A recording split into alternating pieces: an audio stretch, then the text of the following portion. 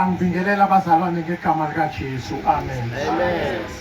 Uthamo kaSikhosana lo phambili omsabayo uJehova owayisiza impilo yami. Ingakho ngithi noma ngihamba ngazi ukuthi nginomelusi enhlizweni yami, nginomelusi empilweni yami.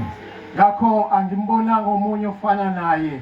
Ngiyohlala njalo ngithi uJesu uyinkosi. Bazalwane, namhlanje sibonge kuzihambeli zethu. uNkulunkulu abe nani, uNkulunkulu anibusise. Njengoba lisho iBhayibheli lithi sibakhulekele abaholi bethu ezweni. Siyanikhulekela, nisemikhulekweni yethu. Kuthi ngani lo Jehova makenze umehluko ezimpilweni zabantu emhlabeni.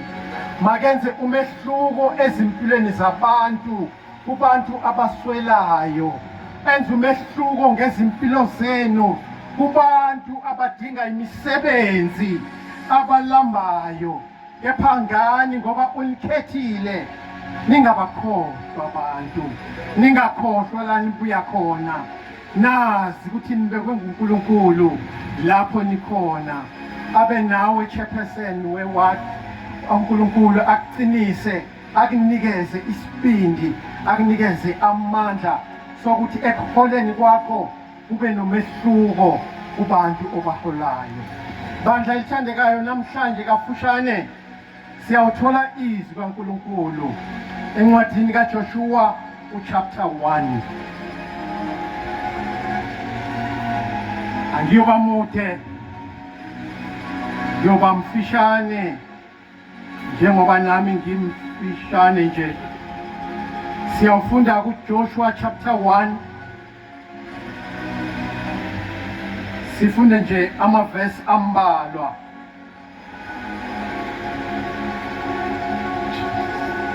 Siyoqala ukufunda kuverse number 2,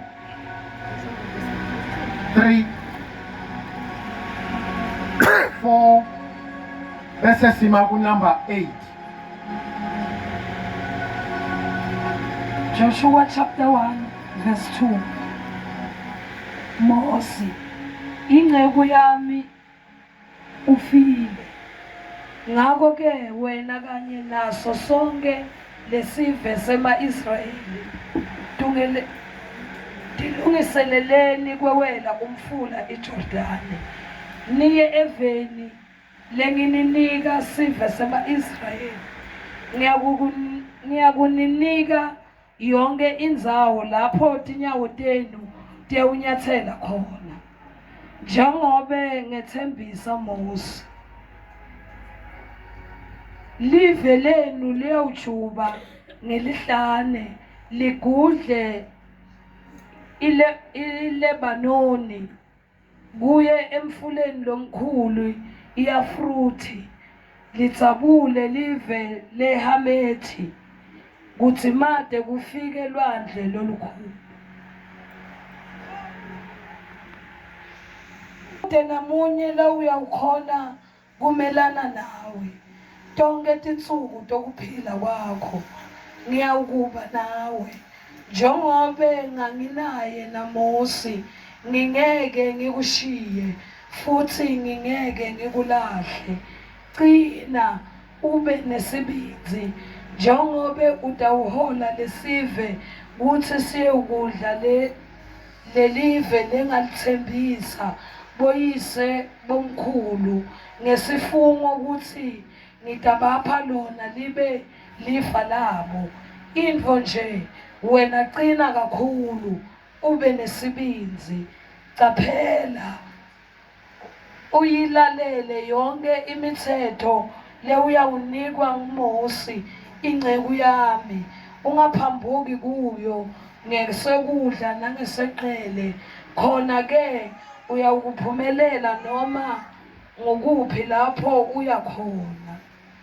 Emavi alencwadzi yemthetho angesuki emlonyeni wakho, uyawucabangisisa ujule kuwo busuku nemini, kuze ukhone kukwenta konke loku lokubhalwe kuwo.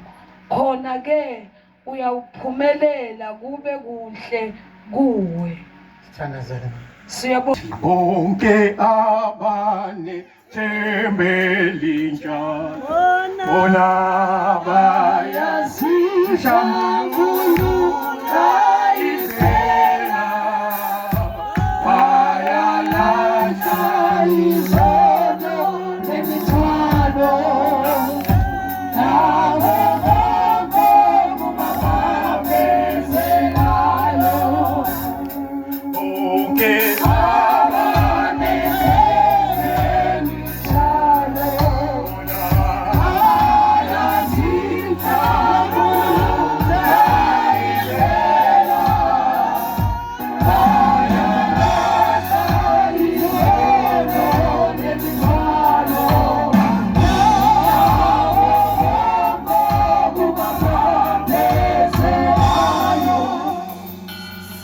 njengoba izolo siqalela inkonzo yomkhosi wePhasika lapho indodana yomuntu ibethelwe khona, yebo kunamazwi ngokuhlukahlukana ebeloka washo while alenga esiphambanweni. Omunye acela athi Nkosi ungikhumbule embusweni wakho, ngoba abona ukuthi kukhona okuhle ngale ndoda, ngoba wayebona ukuthi kunempilo kule ndoda. Ngakho nami mangasincishi lesikhathi ngimnxuse ukuthi Jesu ungikhumbule.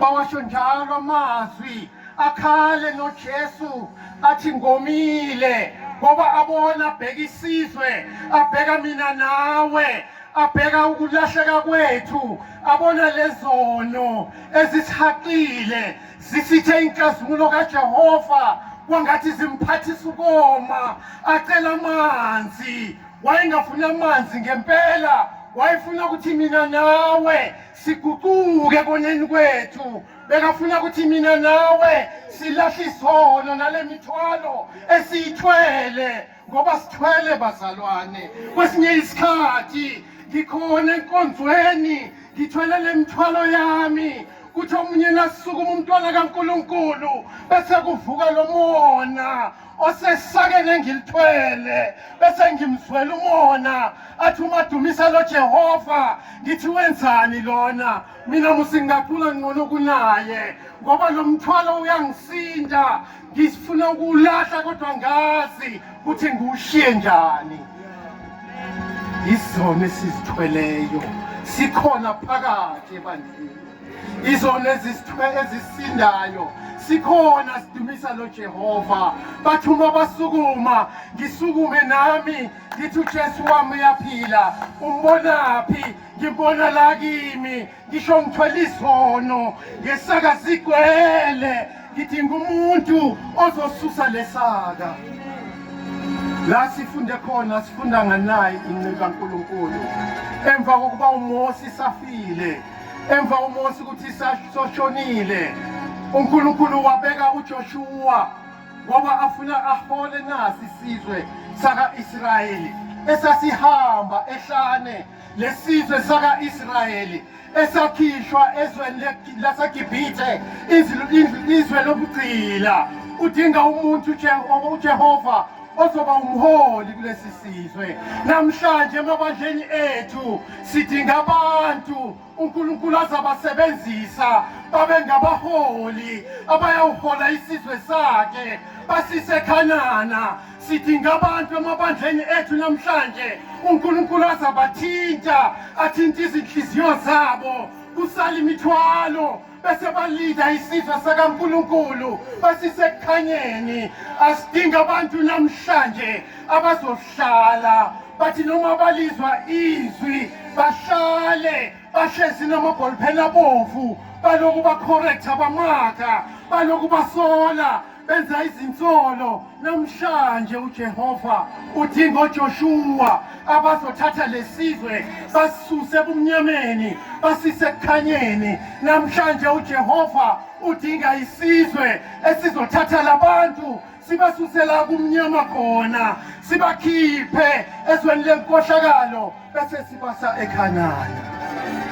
uJoshua wayalwa nguNkulunkulu uyolandela lo mthetho engayala ngawo uMose, uholele isizwe sami, uhole laba bantu ngoba bebahamba ehlane, wafa uMose basesehlane, akayibonanga iKhanana. Namhlanje abazalwane bahlezi kahle hlane, sihlezi kahle ku-comfort zone, noma izwi lithi phendukani sibona kwangathi isikhathi sinengi, sihlezi ku-comfort zone ehlane, asifuna ukuphenduka. Nalabantwana baka-Israyeli basehlane, abafikanga ezweni lesithembiso, abafikanga eKhanana lapho bathenjiswe khona, elithi iBhayibheli indawo noma izwe le-milk and honey. Namhlanje kunjalo ukukholwa kwethu. Wena ingabe wenzani kuhlane lakho? Mhlambe kuhlane lakho uloku uyafuna, mhlambe uthi uma usuka uthi uyahamba kube nezinto ezikuphazamisayo endleleni. Bheka kuJesu namhlanje, fuza uJoshua, ulalele imiyalo. Uthi le ncwadi yomthetho iyiphi le ncwadi kithi? Iyizwi kaNkulunkulu. Le ncwadi yomthetho mayingasuka ezindebeni zethu zomlomo. Asithi makuvuka izinkinga kuvuke ini nani, bese siya ezwini lakhe lithini izwi kaNkulunkulu kulesimo engibhekane naso. Yehla Jesu, usize impilo yami, ube impendulo, ngoba uthi ngiyoba nawe, ngeke ngikushiye. Nawe namhlanje uyathembisa lo Jehova, uyoba nawe, ngeke akushiye, uyohlala nawe, ngoba uyalazi lezo okulo izwe eligcwele aboshaka, izwe eligcwele izinto eziningi, ezinye zifuna ukugwinya. Unawe, ungesabi, qina ume isibindi, bese ubheka kuJehova uthi Nkosi uJesu, ungibizile ngavuma, ungibizile ngasabela, ngifuna ukuba ngumntwana wakho namhlanje, ngifuna ukuhamba nawe, ngifuna ukuphilela wena, ngifakaze ngawe. Namhlanje uyakuthembisa lo Nkulunkulu, uthi ngiyoba nawe, asoze ngikushiye. Uthi qina ume isibindi. Yebo bazokhuluma abanye bathi wenzani uzibambezela, thina siye kumnandini, uma sesingenile kule vibe kuba mnandi, uyasala wena. Kungani wena ukhethe ukujoyina nabo abantu nizibize ukuthi ngabazalwane, niyaziluzisa abantu abasha, uyani siyogroova bese nawe ungasazi, izinyawo zakho zibe phakathi, ungazi ukuthi ngiphume kulehlane noma ngihlale ngihambe nabo. Kepha namhlanje uthi uNkulunkulu, yenza njengoba ngamyala uMose le ncwadi yomthetho.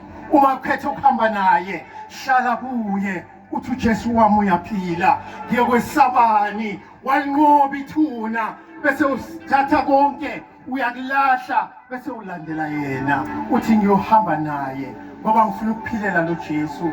uJesu yedwa ozwayo ukukhala kwakho, uJesu yedwa obonayo uma ulahlekile. Biza yena, uthi Nkosi uJesu, nakulesikhathi nakulona mzuzu siza eyami impilo. Yebo ziningi izilingwe endleleni, kepha ngeke ngizisole uma nginawe. Ungesabi, qina ume isibindi, ngiyoba nawe. Uyoba nawe namhlanje uJesu. Uma uyozisola uzithobe, uthi yebo Nkosi, yebo ngangimoni, bengiyisoni Jehova, wangithethelela. Namhlanje ngingumntwana wakho, hlala nami, qinisa lokholo enginalo, qinisa lokukholwa kwami engikwamukele, ngibe ngumntwana wakho. Uyawuhlala nawe uJesu. Kepha uma uyawuhlala namhlanje, uphendukele ebantwini, ubheke ebantwini, bayawufika bese bakunikeza izeluleko ezikulahlekisayo. Athi wenze kahle, waphenduka wamukela uJesu, buya la uzohlala ngakithi sisi wami, thina sizokukhomba indlela. Phela la kaJesu sive sithinta kancane, la kuNkulunkulu sive sijikela ngale, bese masibuya sisula umlomo. Hlala kuNkulunkulu. Le ncwadi yomthetho ethi nginguNkulunkulu ongafuni ukuhlangana nabanye, akahlanganiswa lo Jehova esimkhonzayo. uthi ngihambela ubutha ababoyise kuso isizukulwane sesithathu nesesine. Uma siyohlala senza intando yakhe, lo Jehova uyakuba nathi. Uma siyowenza intando yakhe, lo Jehova uyawusikhanyisela. Kungani wena namhlanje ungathi Nkosi uJesu, nami ngiyafuna ukuba nguJoshua, ngiyafuna ukuthi ungibize ngisabele bese ngihola ibandla lakho. Ngiyafuna namhlanje ukuthi bese ngiyaphenduka ngizwe na ungibiza bese ngihola isizwe sakho Nkosi, ngisisa ekukhanyeni. Qina ume isibindi, ngiyoba nawe soze ngakushiya. Uma ufunda uverse number 11 siqale ku10, uJoshua wayeseyala izinduna zabantu ethi, dabulani phakathi kwekamu niyale abantu nithi, zilungiseleni umphako, ngoba emva kwezinsuku ezintathu niyakuwela leli Jordani, ningene ukuba nilidle izwe uJehova uNkulunkulu wenu aninika lona ukuba nilizuze. Niyawela leli Jordani, niwelele kulizwe uNkulunkulu wenu ayoninikeza lona. Impumelelo iba sekuloyo othi Nkosi uJesu, na impilo yami ngisize Nkosi, bese uyalinda ulindele umqhele wakho lapho uJesu ayawulanda ibandla lakhe. Uthi ngihambile nami ngikusebenzela Nkosi, uyakuthi wenze kahle nceku enhle nethembekile, bese uyakubusisa akunikeze umqhele wakho. Uthi kulaba bantu, khetha amadoda, khetha abantu abazilungiselelayo, khetha abantu abazokwazi ukubhekana nalesimo. Namhlanje kudingeka abantwana baNkulunkulu abalindele ukunqoba, abalindele ukuhamba endleleni, abalindele ukuphumelela, abalindele ukuya empumelelweni phela ngokulalela uJehova, ngokwenza intando yakhe, ngokwenza izwi lakhe. Noma kwenzekani singalifuzi lelizwe, senze intando kaNkulunkulu, sihambise kwakhe, senze intando yakhe. Simfune lo Jesu, sithi Nkosi, nazi izimpilo zethu, silahlekile thina, sifuna ukuza kuwe. Yena uyakusabela bese welula isandla sakhe. Namhlanje ngaba kuhle mhlobo wami uthi ubhekise inhliziyo yakho kuye. Namhlanje mini ungaba kuhle ukuthi uzikhethele wena nenhliziyo yakho, ulingise yena uJoshua athi khethani namhlanje, ubani eniyakumkhonza. Mina nendlu yami siyakumkhonza uJehova. Wena namhlanje ufuna ukukhonza bani? Wena namhlanje mini ufuna ukukhuleka kubani? Lingisa uJoshua owakhetha ukuhlala kuJehova. Zikhona izinto emhlabeni, zikhona izinto ezinhle angazijabulisa ngazo, wakhetha ukuhlala kuJehova. Wena namhlanje ukhonza bani? Wena namhlanje ufuna ukuhlala nobani? Wena namhlanje ufuna ukubajabulisa kuze kube nini labangani bakho? Kungani ungalungise yakho impilo? Funa bayakulahlekisa, awuboni ngani? Kepha indlela kaNkulunkulu namhlanje ilula, ilungile, ibiza wena uthi bese uyazisola, bese ulahla zonke izono, ushiye yonke imithwalo ekusindayo.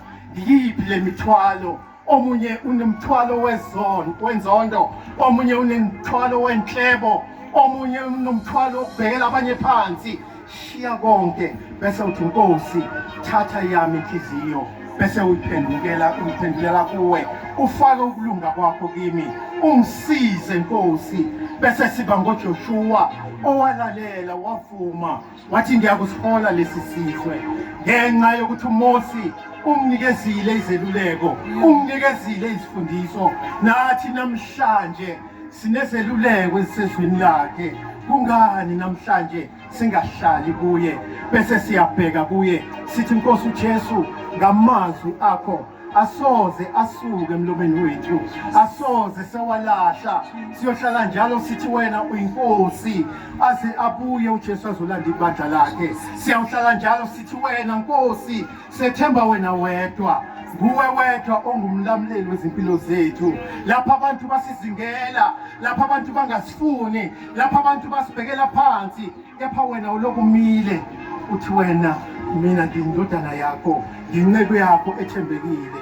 Ulungile uJesu bazalwane, uma siyawuhlala kuye, uma siyakuzinikela kuye, uma siyawusondela kuye, sizithobile. Zithobe, uzithobele kuJesu, uyakuphakamisa ngesikhathi esifaneleyo. Ungafuni ukuziphakamisa ubonwe abantu, ungafuni ukuzikhukhumeza uzosatshwa ngabantu. Zithobe kuJehova, uyakuphakamisa ngesikhathi esifaneleyo.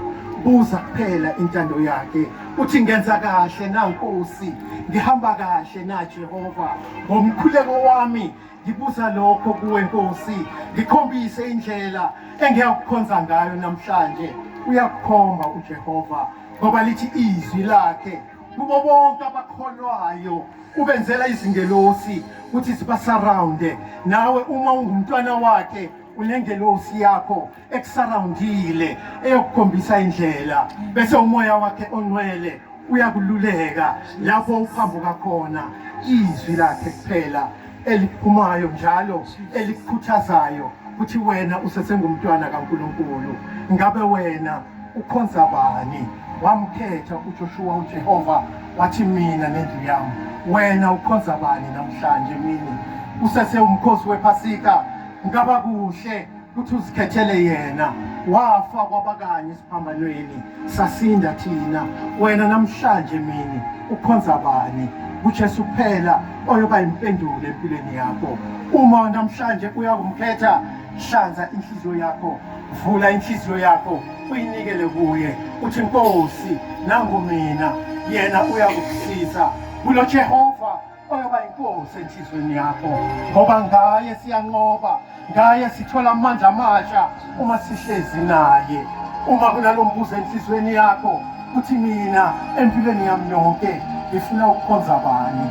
Yebo, bangikhohlisile abangani, abanye abasekho kini, abanye bashonile angisesenabo, abanye bangibeke la ngikhona namhlanje bangishiyile, angisazi ukuthi ngenzeni, ngiqhubeke noma ngibuyele emuva. Kepha uthi uJesu namhlanje, qina ume isibindi, ngiyakuba nawe, ngeke ngikushiye. Wena owakho umuntu omlalelayo, ubani omkhonzayo?